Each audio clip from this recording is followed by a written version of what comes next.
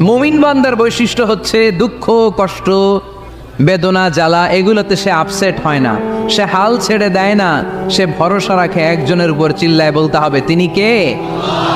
কারণ মুমিন জানে রাত্রি যত গভীর হয় অন্ধকার তমানিসা ভেদ করে সুবহে সাদিক হয়।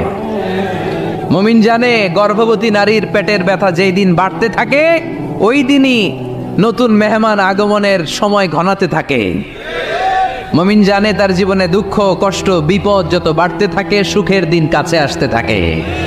এজন্য মুমিনের হারাবার কিছু নেই। ফা ইন্না মাআল উসরি ইউসরা, ইন্না মাআল উসরি ইউসরা। নবী হে, কষ্টের পরেই আছে আনন্দ, দুঃখের পরেই আছে সুখ। আপনি সমস্যায় পড়েছেন, ওই সমস্যার সমাধানও আছে না নেই? এই পৃথিবীতে এমন কোন সমস্যা আছে যেটার সমাধান নেই? কথা বলেন।